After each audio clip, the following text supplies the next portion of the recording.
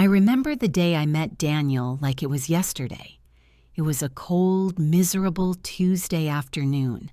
I was working a double shift at the city library, surrounded by stacks of books and the comforting scent of old paper and dust. I thought my life was perfectly ordinary, maybe even a little boring, until he walked in. He didn't just walk in, he swept in. Tall, with a smile that could melt the winter snow and a laugh that felt like sunshine on a rainy day. He was looking for an obscure first edition, something about 19th century architecture. I, being the meticulous librarian I was, found it for him in under 2 minutes. He looked at me, not at the book, and said, "You, Clara, are a miracle worker." That was it. That was the beginning of our whirlwind romance. Daniel was everything I thought I wanted. He was ambitious, a rising star in his finance firm, but he also had a deeply romantic side. He'd leave me little notes in my books, bring me my favorite obscure pastries, and once he even helped me catalog an entire section just to spend a few extra hours with me. We married 18 months later. The wedding was straight out of a magazine. Daniel insisted on the best of everything. A grand venue, an open bar, and a guest list that seemed to stretch for miles. I didn't care much for the extravagance, but I cared about Daniel's happiness, and he was beaming. The only shadow over my perfect day was his mother, Evelyn. Evelyn was a force of nature. A sleek, perfectly coiffed woman who seemed to judge the world by its thread count and its pedigree. From the moment she met me, she made it clear that while I was acceptable, I was certainly not her ideal daughter-in-law. "You're a librarian, dear," she'd said once, inspecting my simple but professional attire. A lovely, quiet profession. "But Daniel is a man who moves in circles. You must learn to adapt. A little more glamour, perhaps? A splash of color? You blend into the wallpaper, Clara." It was a casual comment, delivered with a smile, but it stung. I was proud of my quiet intelligence, my steady job, my simple style. But for Daniel, I tried.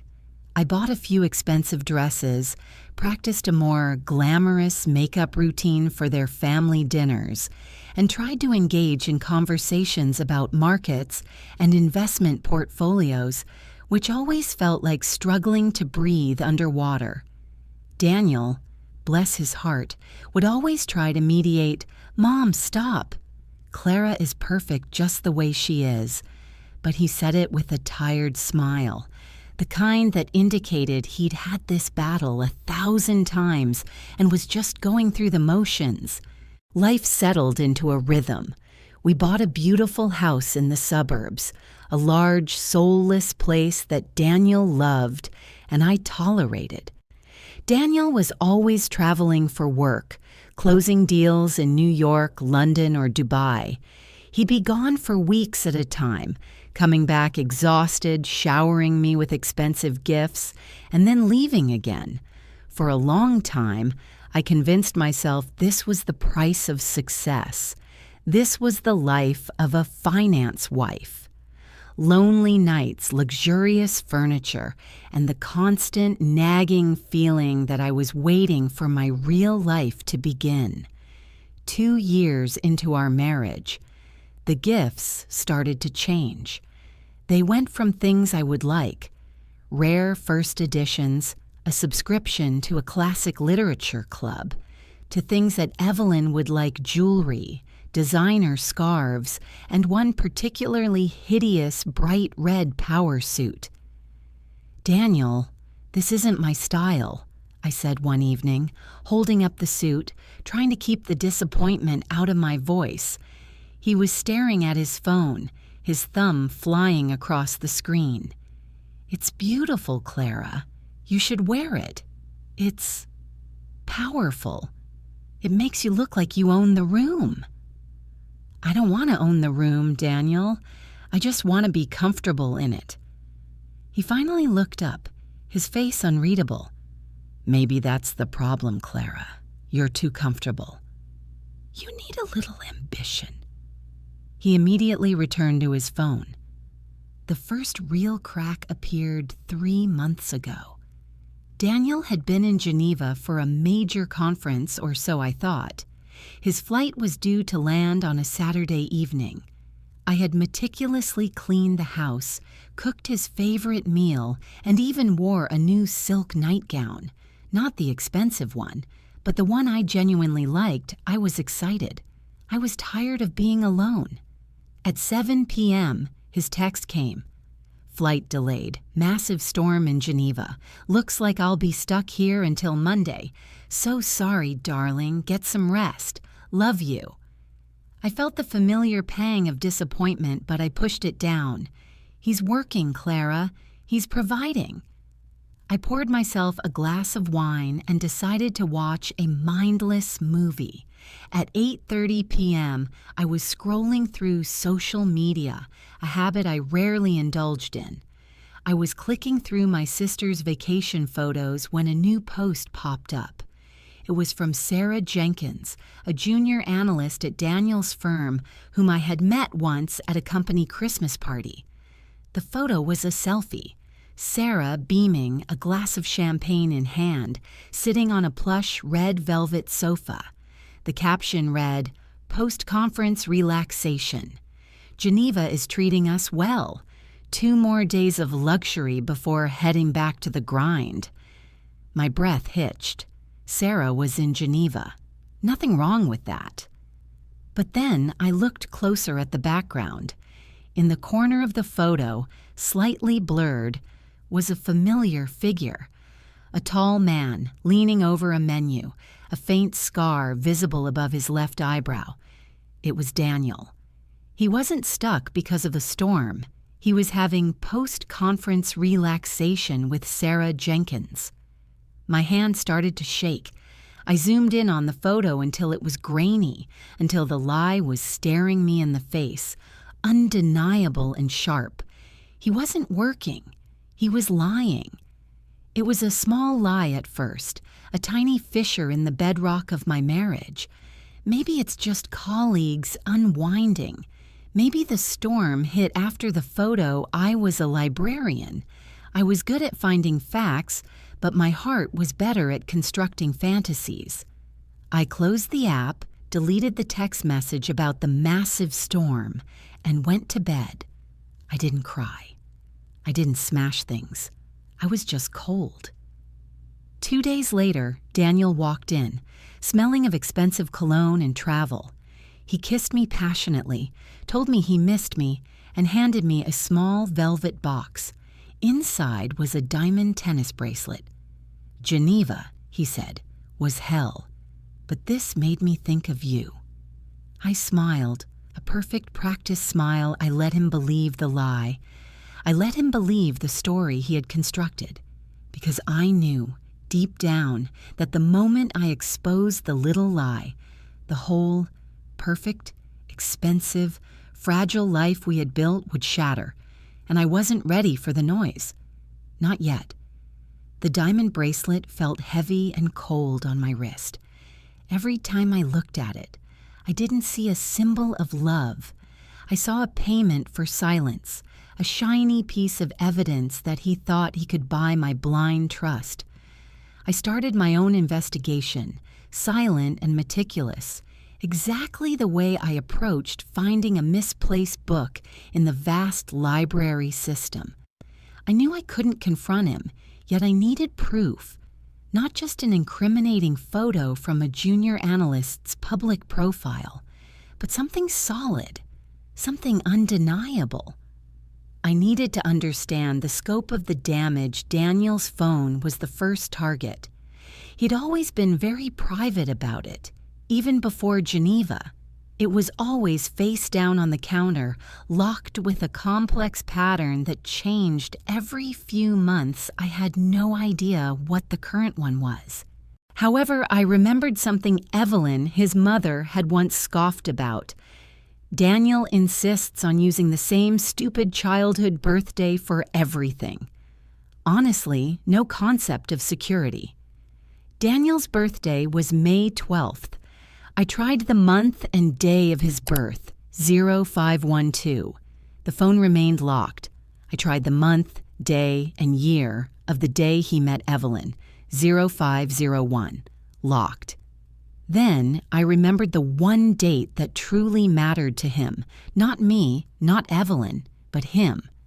The day he got his first major promotion and closed his first $1 million deal.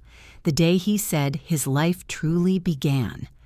I knew the date because he made us celebrate it every year, August 18th, 2018. I typed in 08182-018. Click. The phone unlocked. My heart hammered against my ribs, a frantic, loud noise in the quiet house. I felt physically sick, a mix of guilt for the invasion and a desperate hunger for the truth. I went straight to his messages. Nothing with Sarah Jenkins.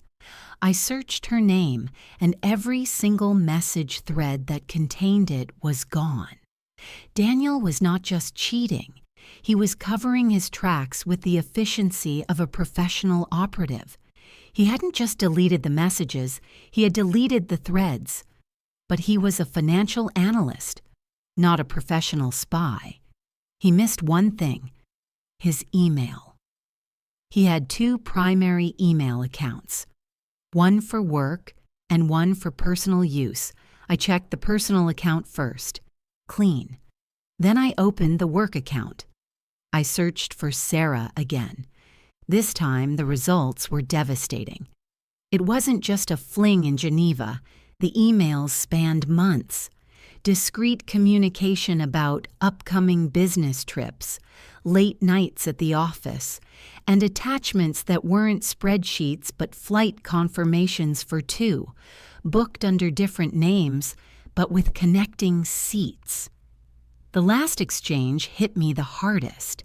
It was about a week before he returned from Geneva, dated the same day he told me the massive storm had grounded him. Subject: our future Daniel. We need to talk about what this means. I can't keep sneaking around like this. My friends are starting to ask questions I feel like you're leading me on. What about Clara? Daniel's reply 30 minutes later. Sarah, calm down. I told you Clara is complicated. She doesn't understand my life. She's sweet, she's loyal, but she doesn't fit the mold. Give me 6 more months. I have to secure the deal with the New York office. Once I do, I'll have the leverage I need. Just be patient. We're building something real, something she couldn't give me. She doesn't understand my life. She doesn't fit the mold, something she couldn't give me. I read the words again and again until they blurred. It wasn't just about sex. It was about her fitting the mold that I never could. The mold designed by Evelyn Sarah was younger, sharper, and worked in his industry. She was the woman who owned the room. I closed the laptop, my hands steady now. The frantic panic was replaced by a cold, hard resolve. I had the facts. 8,000 words worth of evidence, neatly organized in his digital trail. I didn't confront him that night, or the next day. I acted normal. I cooked dinner. I asked about his day. I listened to him complain about office politics. I was a master of performance, a chameleon blending into the expensive wallpaper Evelyn had once accused me of matching. I was waiting for the perfect moment. The perfect moment, I decided, would be his annual birthday dinner. It wasn't just his birthday. It was a grand, mandatory family event orchestrated by Evelyn, where Daniel would receive accolades and gifts, and I was expected to be the quiet, supportive wife. Evelyn's house was a monument to old money and perfect taste. It was vast and immaculate. Everything was cream, gold, and polished mahogany. I drove there alone, Daniel having gone early to help set up. which I knew meant having a pre-dinner scotch with his father and receiving instructions from Evelyn on how to behave. When I arrived, Evelyn greeted me with her customary air kiss and a critical eye. "Clara, darling, that dress, it's lovely, but perhaps a little too earthy. Daniel is celebrating a major milestone tonight. You should look the part of a successful wife, not a gardener." I just smiled. "It's silk, Evelyn, and comfortable. Happy birthday to Daniel." I made my way through the crowd of Daniel's smug colleagues and his equally smug extended family. I found Daniel holding court near the massive fireplace, laughing too loudly, his arm around his father, who looked perpetually bored. I waited until the speeches began. Evelyn stood up first, a vision in a sapphire blue gown. She raised a glass of crystal, and the room went silent. "To my son, Daniel," she announced, her voice ringing with pride, "a true financial titan. He has never once disappointed me. He has taken the name we gave him and elevated it to a level of success his father and I always knew he was capable of." She then looked directly at me, a calculated, icy smile fixed on her face. "And to his beautiful wife, Clara," she continued, "who keeps his home running quietly and efficiently so that he can focus on his real work, Daniel deserves a strong, focused woman beside him. And we are so grateful that Clara is—" She paused, taking a slow sip of her champagne, letting the tension build. "Present." The word hung in the air, damning and condescending. I wasn't remarkable. I was merely present. Daniel raised his glass at me, a slightly uncomfortable look on his face. He knew the implication. I was the quiet, necessary accessory. I took a deep breath. This was it.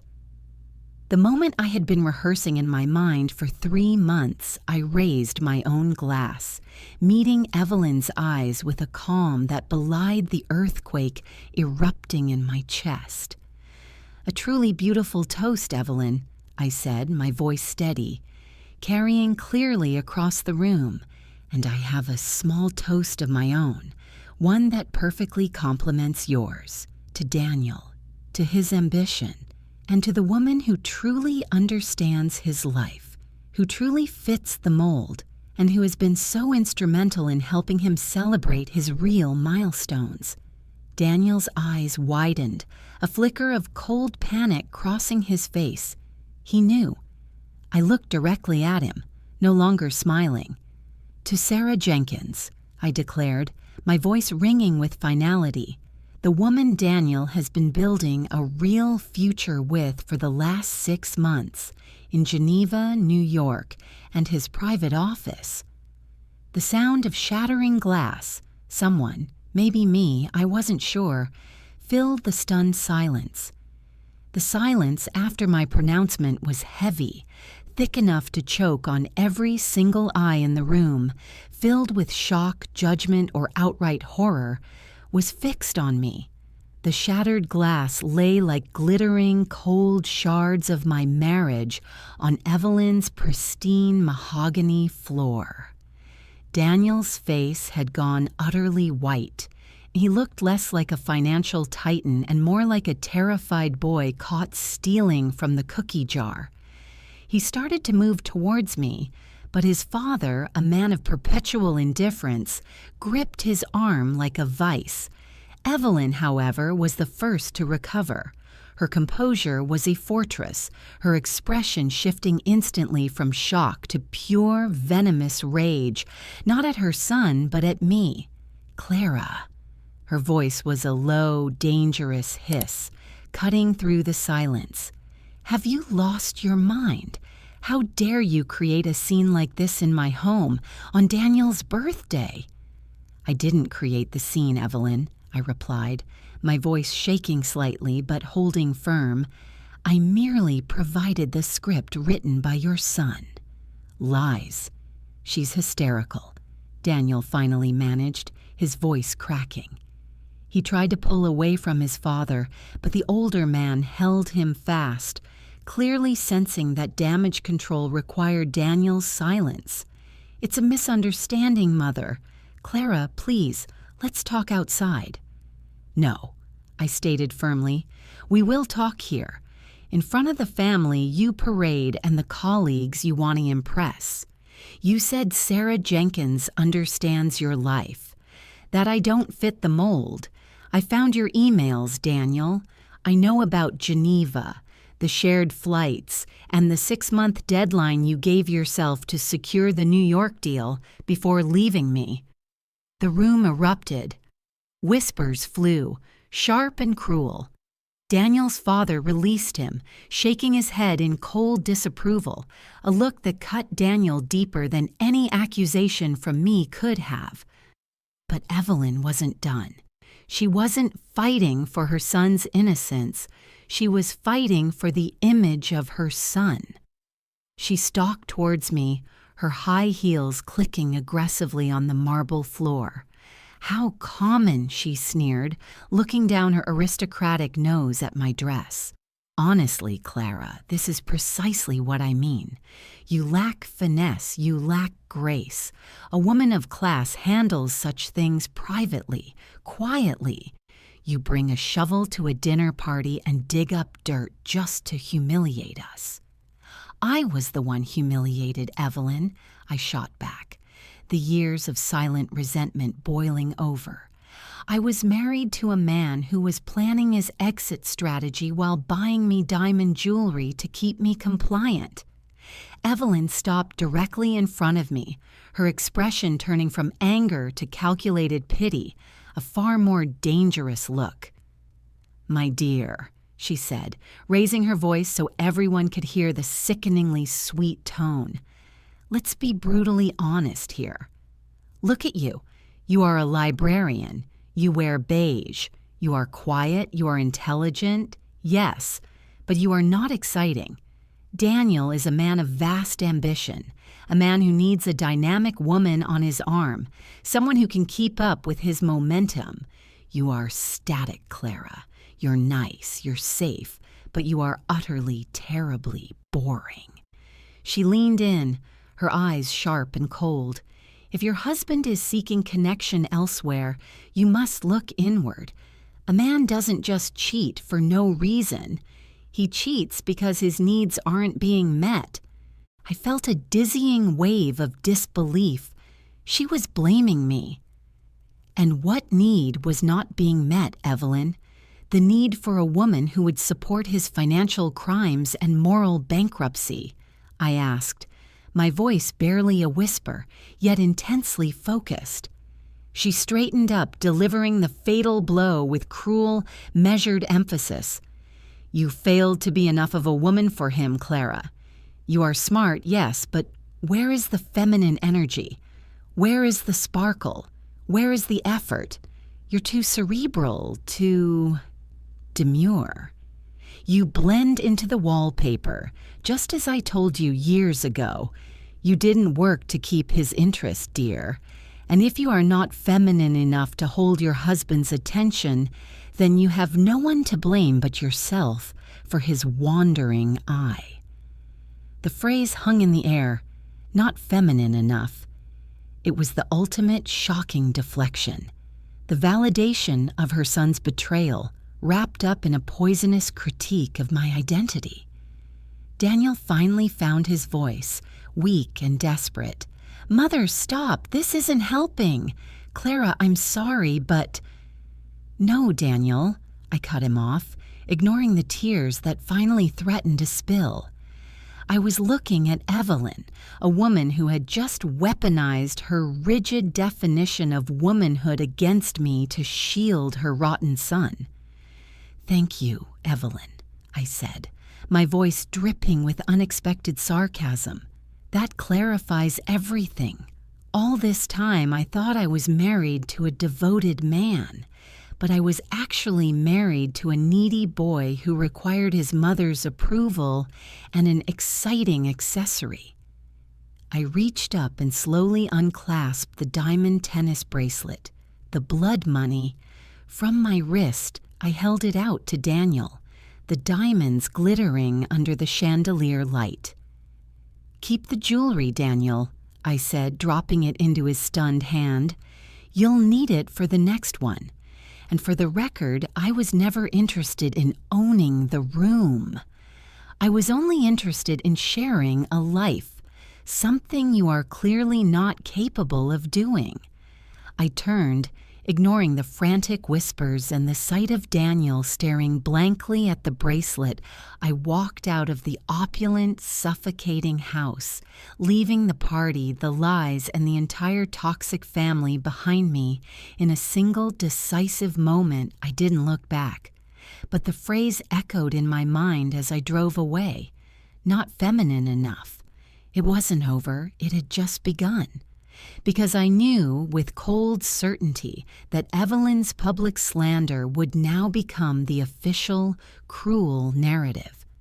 The next morning, I woke up in my own bed, in the big, silent suburban house that suddenly felt less like a home and more like a beautifully furnished cage. The silence was deafening, broken only by the incessant buzzing of my phone. It wasn't Daniel calling. It was Evelyn. She left 5 voicemails in the span of 30 minutes. They were not apologies. They were threats masked as concerned advice, each one more toxic than the last. Voicemail 1. "Clara, you need to understand the gravity of what you did last night. You humiliated Daniel in front of his board members. This reflects poorly on his firm. You need to come home. Back to the house, immediately, and issue a joint statement denying the claims. Say you were under stress. We can pretend this never happened." Voicemail 3.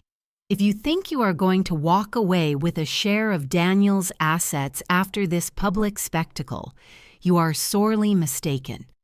We will paint you as volatile and emotionally unstable. Your career as a quiet little librarian will be ruined, dear. Think of your future." Voicemail 5. "And about that nonsense you spouted about Sarah Jenkins. You have no proof. Daniel says it was a ridiculous drunken rumor you picked up. You need to retract it before he is forced to take legal action against you for slander. Don't make this uglier than it has to be. Do you hear me, Clara? Don't make this uglier." I deleted them all without listening to them again. I had the real evidence, the cold facts, neatly packaged and stored. Evelyn was operating in the dark, using bluster and intimidation. I had the light I didn't hear from Daniel until late that afternoon. He didn't call. He sent a text message, short and cowardly. "Daniel, look, I'm sorry about everything, but you overreacted. You made a huge mistake destroying my career image. The family is livid. Can we meet tonight? Please don't contact my mother." I replied immediately. No emotion, just business. Me. "I am happy to discuss this with my lawyer present.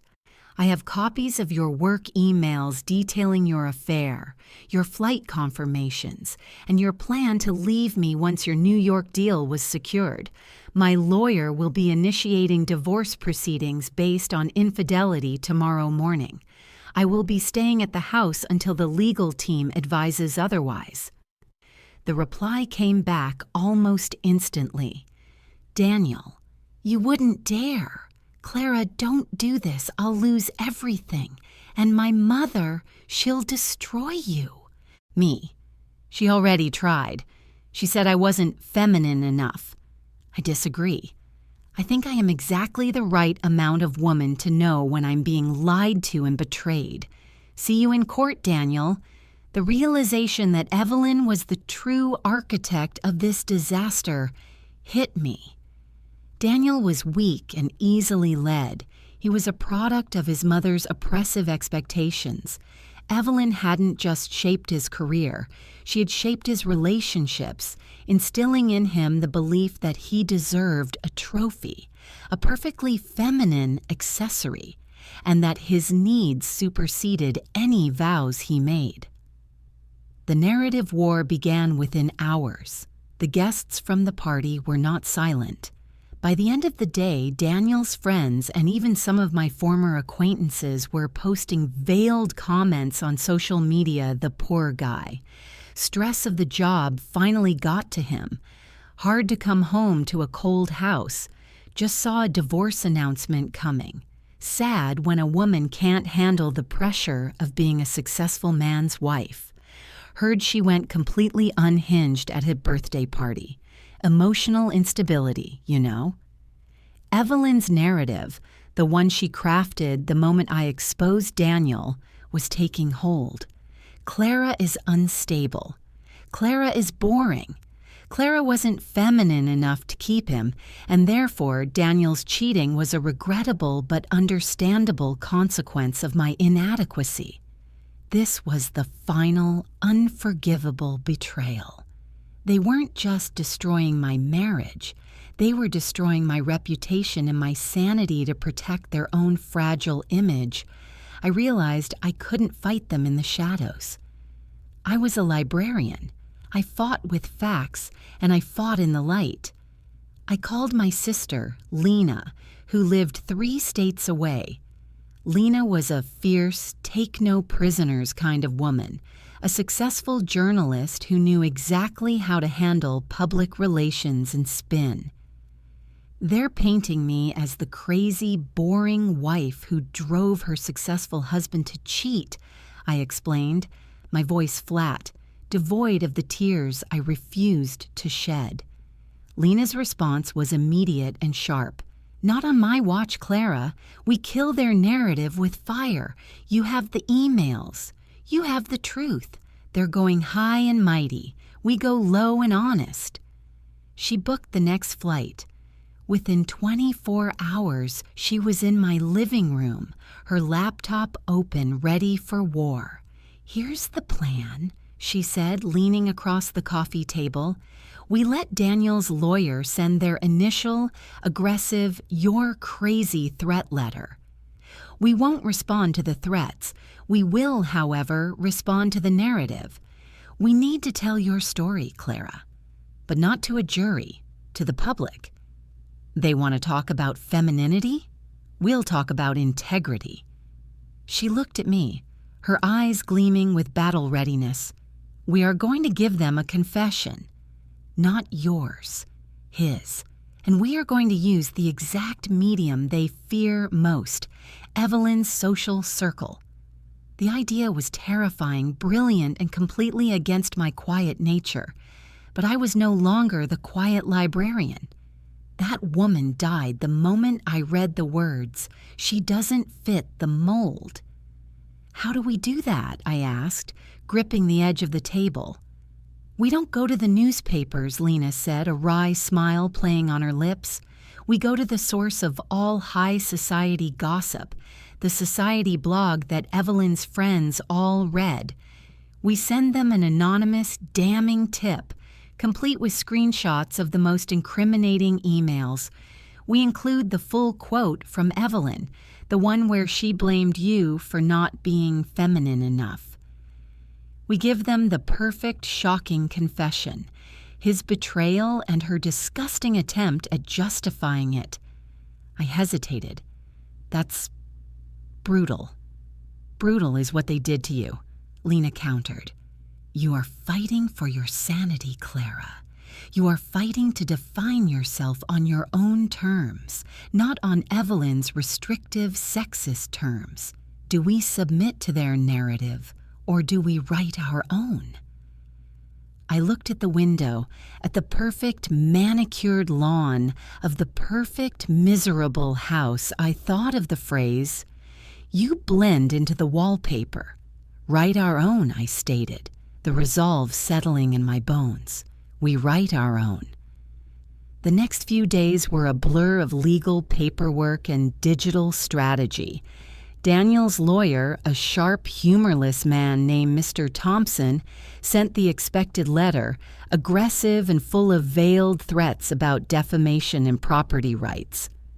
We forwarded it straight to our new lawyer, who laughed dryly and assured us we had more than enough evidence to counter their claims and secure a favorable settlement. But the real focus was the narrative war, spearheaded by my journalist sister, Lena. "We need the perfect hook," Lena insisted, hovering over the laptop, scrutinizing the society blog that Evelyn's friends used as their personal town square. The blog was called The Gilded Cage, and it specialized in thinly veiled gossip about the city's elite, who was divorcing whom, who bought the latest yacht, and which wife wore the most ridiculous hat to the latest charity gala. "The best stories are the ones where the victim fights back," Lena murmured. "We don't want pity. We want righteous fury. And we want the quote, Evelyn's quote, is gold." We meticulously curated the evidence. We didn't send all the emails, just the two most damning screenshots. The one where Daniel guaranteed Sarah he'd leave me in 6 months, and the one where he complained I didn't fit the mold. These were packaged in a neat, anonymous folder titled "The Finance Titan, His Secretary, and the Mother Who Approved the Affair." Then Lena crafted the anonymous tip-off text. It was short, salacious, and directly addressed the central theme. The recent spectacle at Daniel M.'s birthday was not instability. It was a wife exposing a 6-month planned exit strategy involving junior analyst Sarah J. The true scandal? Daniel's own mother, socialite Evelyn M., publicly blamed the wife, Clara, for being not feminine enough to keep her son's interest. Apparently, being honest and intelligent means you are too boring for the elite. The proof is in the emails. Check your inboxes, ladies. The mold is cracking. We sent the package late on a Friday afternoon. The timing was crucial. It was just before the weekend when Evelyn's circle would have the most time to gossip, read, and panic. Saturday morning, I went to the library. Not to work, but because it was the only place that still felt safe and quiet. I needed to reconnect with the old Clara, the one who found comfort in predictable order. Lena stayed glued to her phone, occasionally sending me updates in cryptic texts. Lena, 9 a.m. They're nibbling. Page views spiking. Lena, 10:30 a.m. Confirmed Gilded Cage ran with it. Banner headline. The quotes are front and center. I finally succumbed to my curiosity and pulled up the blog on my small phone screen. The headline was massive and screamed in bold, dramatic font. The wife, the wine, and the warning. Did society matriarch Evelyn M. just blame a victim for being not feminine enough to stop her son's cheating? The article was explosive. It used the anonymized screenshots as undeniable proof of Daniel's methodical deception. But the real focus, the part that had Evelyn's entire circle reeling, was the quote. It laid bare the toxic, outdated, and frankly sexist expectations of their elite world. The source confirms that Mrs. M's exact words to the scorned wife, Clara, were that she failed to be enough of a woman for him, arguing that Miss Clara was too cerebral, too demure, and utterly, terribly boring. This is less a defense of a son and more a shocking admission of the corrosive standards of womanhood expected in these circles. The comment section immediately went nuclear. It wasn't just the anonymous readers. Evelyn's own friends, perhaps seeing the writing on the wall or secretly despising Evelyn's arrogance for years, started weighing in with thinly veiled criticisms. User at Diamond Diva. Horrified. You cannot publicly blame a woman for her husband's lack of morals. A man's actions are his own. User at Old Money News Scandal. Evelyn has always been terribly controlling. This explains everything. Poor Daniel, but poorer Clara. The narrative had officially flipped. I was no longer the unstable, boring wife. I was the intelligent, loyal victim who was being attacked by a monstrous mother-in-law for not fitting a ridiculous, antique definition of feminine. The phone I had silenced all morning finally started ringing, and this time the calls were from my own old friends Daniel had forced me to neglect. They weren't calling to judge. They were calling to express shock, support, and rage on my behalf. "Clara, I'm so sorry," one friend sobbed. "I can't believe Evelyn said that to you. You are the most gracious, kind-hearted woman I know." The truth, publicly validated, was a physical weight lifted from my shoulders. Suddenly, a new call came in. Daniel. I answered it without a word. "Clara, what in God's name did you do?" His voice was shrill, completely panicked. "What did I do, Daniel?" I repeated, leaning back in my library chair, surrounded by the comforting silence of knowledge. "I merely provided the facts. You and your mother provided the story." "This is destroying us. Mother is furious. Her friends are turning on her. Thompson is demanding to know who leaked the emails." "Perhaps," I said calmly, "you should have been more careful about who you betrayed, Daniel. You chose to destroy my home life. I simply chose to destroy your public one. You are going to regret this, Clara. Evelyn is not finished with you," he threatened, his voice dropping to a low, vicious growl. "And you, Daniel," I countered, the old Clara finally gone, replaced by a woman of icy resolve, are going to regret comparing my integrity to another woman's feminine mold. See you Monday." I hung up. The divorce, which was once a terrifying prospect, now felt like a liberation. They had underestimated the quiet librarian. They had forgotten that knowledge is power, and that I, Clara, was the one who knew how to find the most damaging facts. The Monday morning meeting with my lawyer, Ms. Hayes, was a masterclass in controlled aggression. Lena and I sat across the sleek desk, armed with the printouts of Daniel's emails and the society blog comments. Ms. Hayes, a woman who looked like she ran marathons for fun, simply nodded through my entire recount. "The public narrative is firmly in our favor, Clara," Ms. Hayes said, reviewing the evidence. "Your sister's tactical move was brilliant.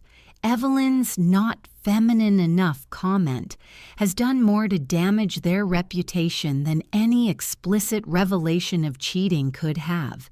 It exposes their snobbery and sexism." "What about the legal fight?" I asked. "Daniel says they'll fight me for everything."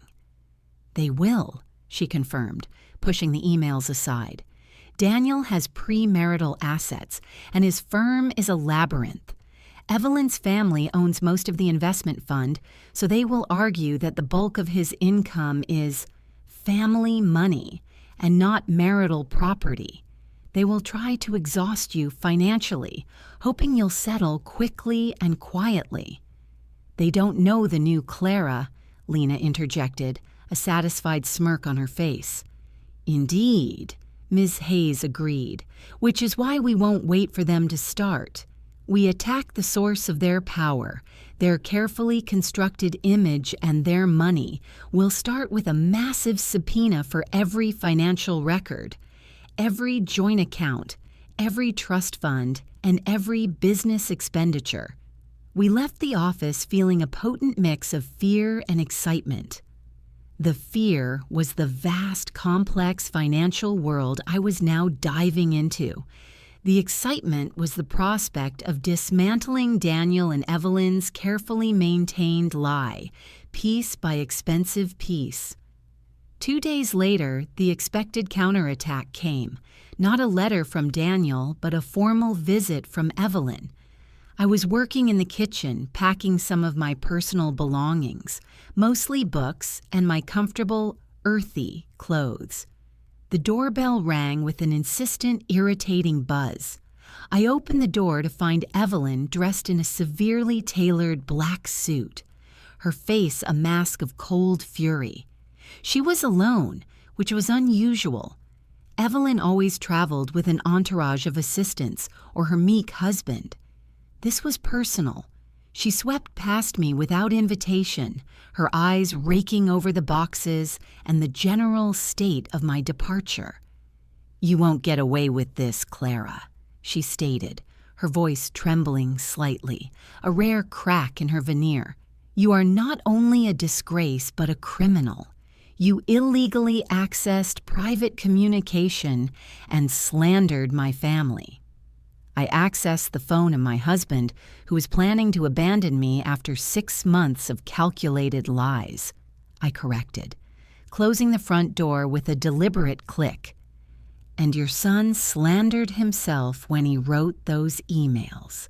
As for the rest, you provided the soundbite that turned this into a national spectacle. Evelyn not feminine enough. That was all you."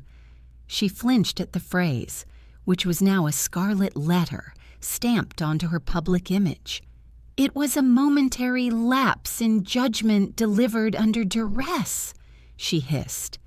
"I meant you were failing to uphold the standards of a Daniel-level wife.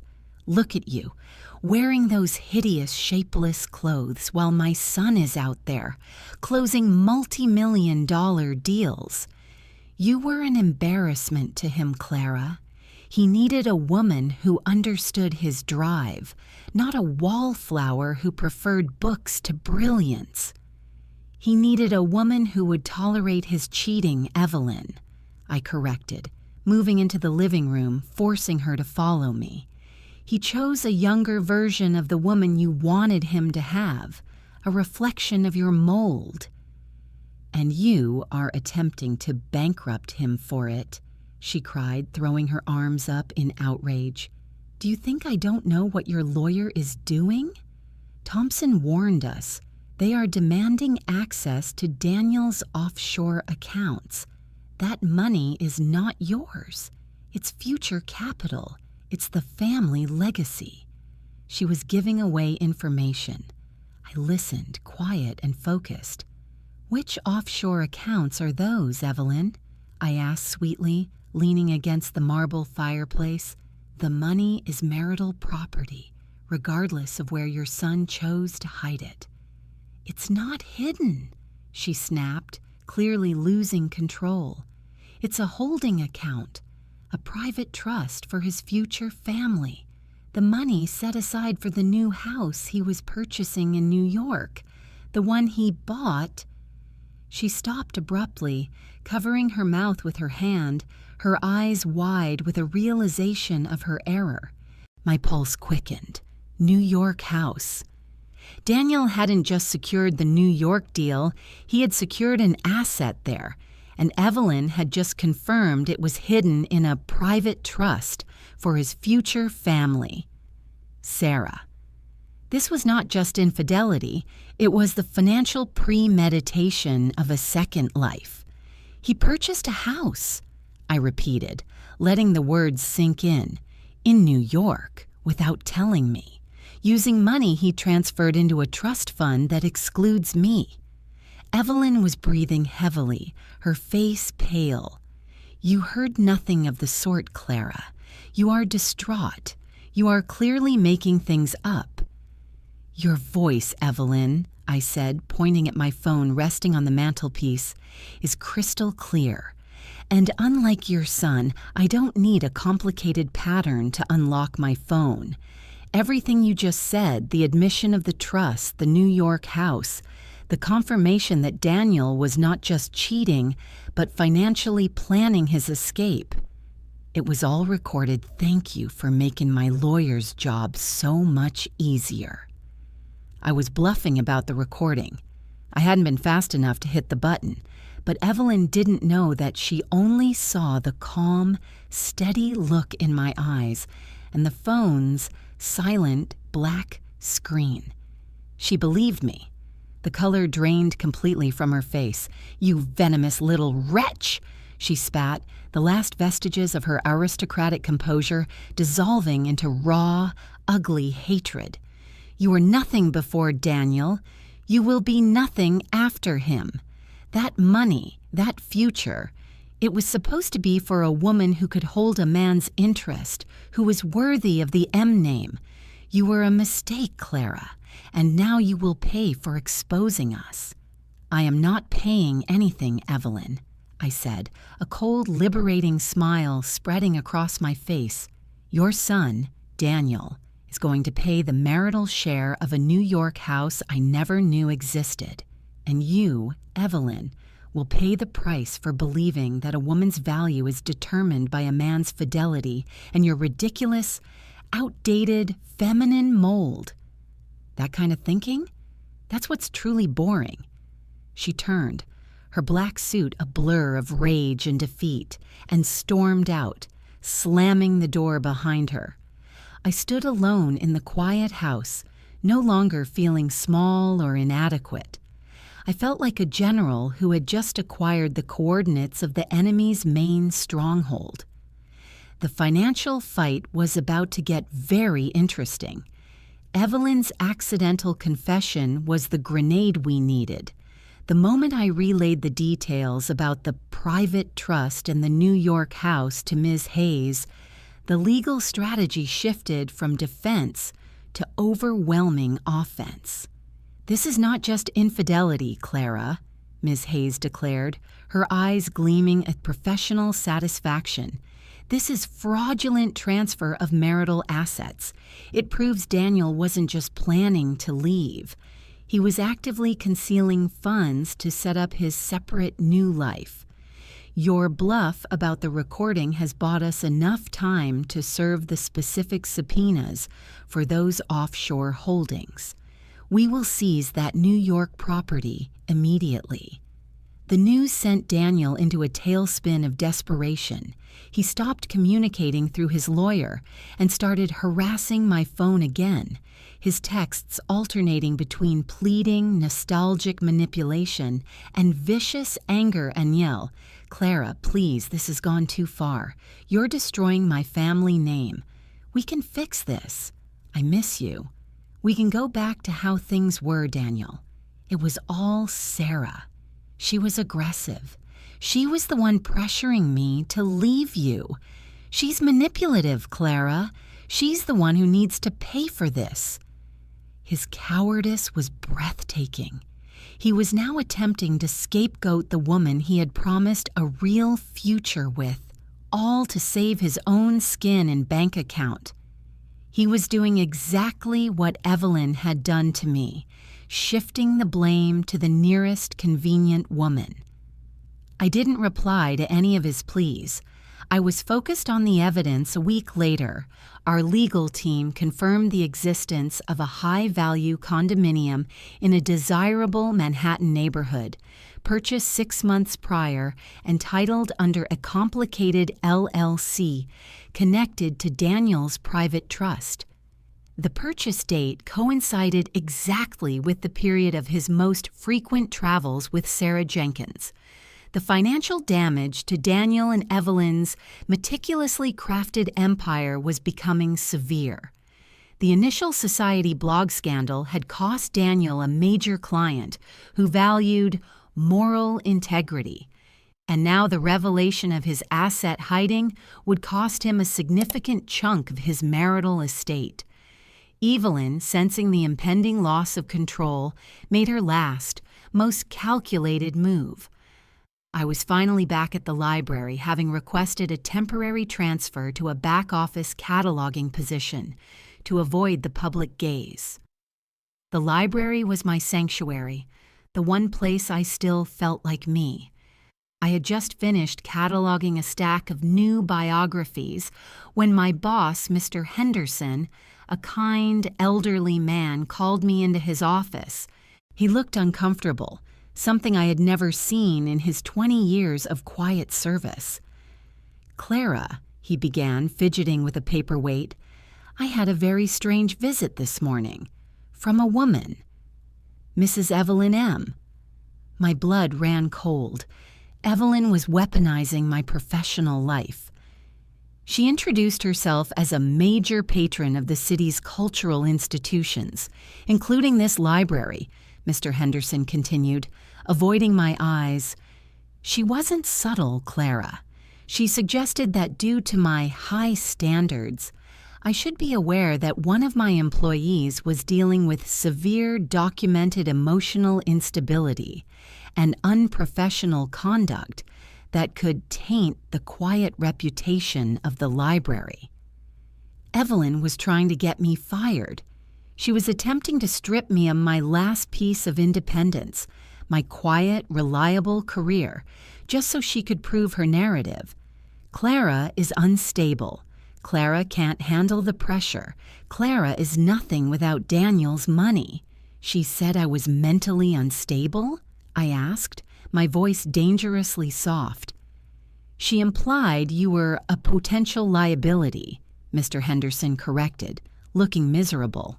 She also casually mentioned that she had the ear of several board members and could potentially secure a very large donation for our archives if certain personnel matters were addressed quietly. It was a blatant attempt at coercion, using her social power and money to professionally assassinate me. The anger that swept through me was not the hysterical rage Evelyn craved. It was cold, precise, and utterly focused. I leaned forward on the edge of the chair, meeting Mr. Henderson's distressed gaze. "Mr. Henderson," I said calmly, "Evelyn M. is my soon-to-be ex-mother-in-law. Her son, Daniel, is divorcing me because he was caught systematically cheating and hiding marital assets.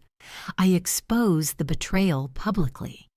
Evelyn's response was to publicly state that I was not feminine enough to keep her son's interest, a statement that has since made her a pariah in her own social circle."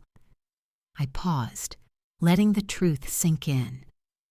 "She didn't come here to protect the library, sir.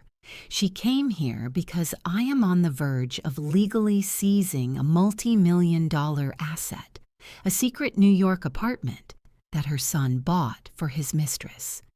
She is using her power to destroy my livelihood as an act of petty, desperate revenge."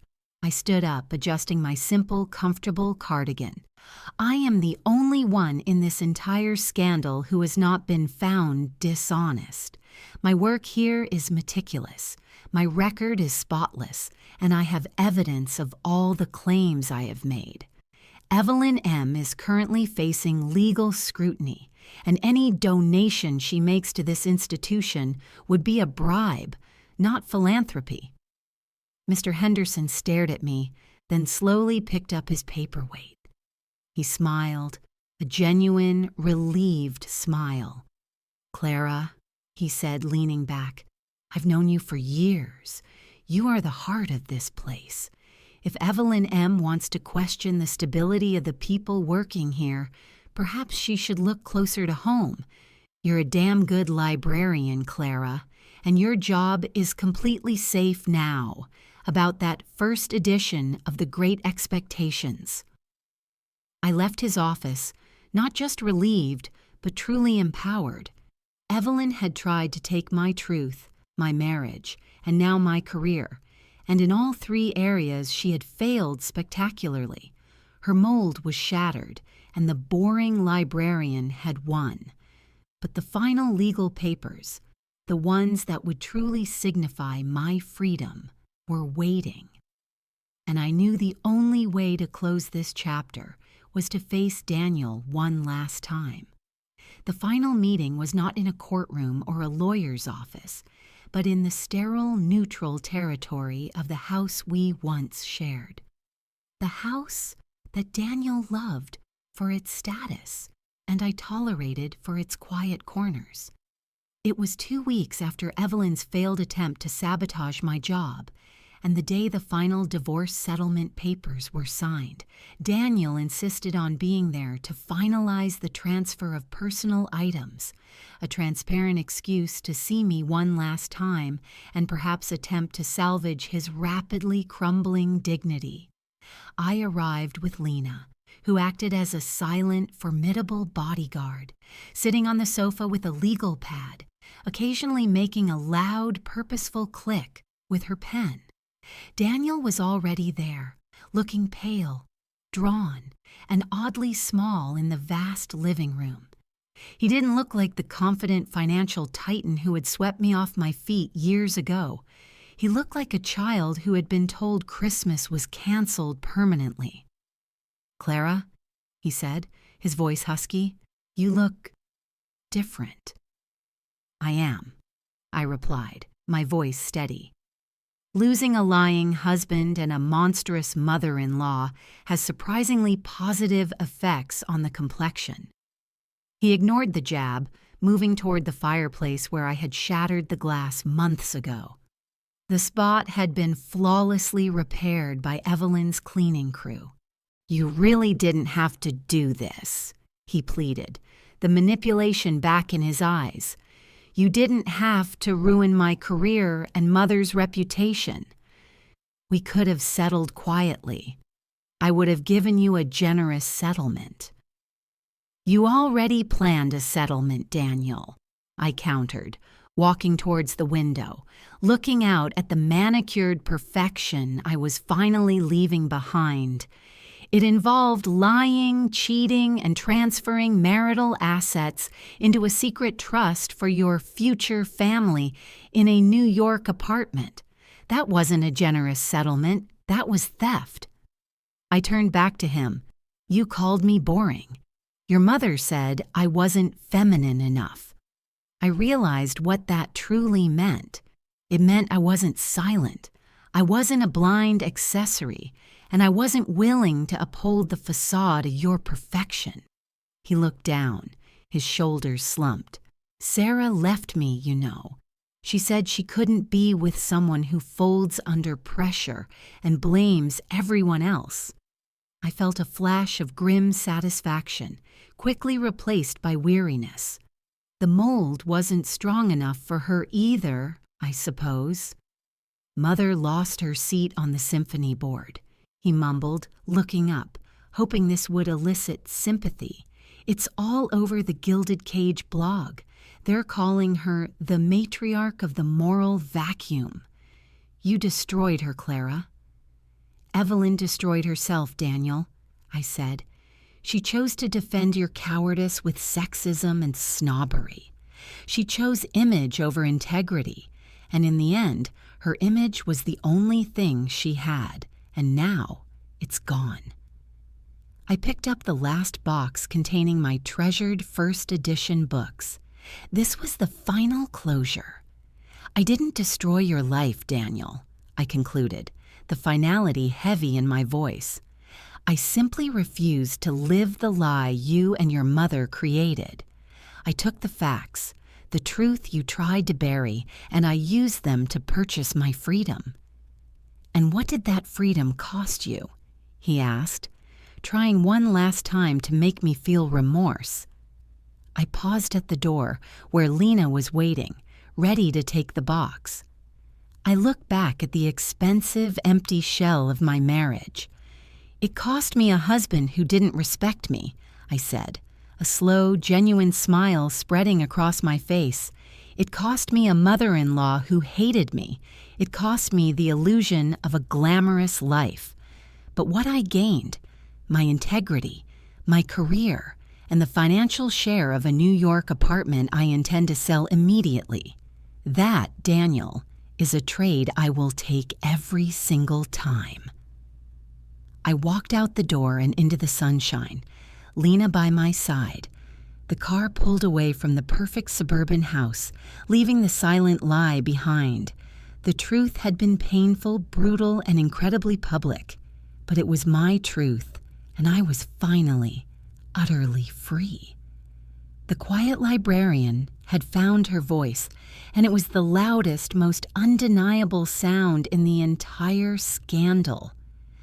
The life I was finally starting wouldn't be defined by Daniel's status or Evelyn's mold.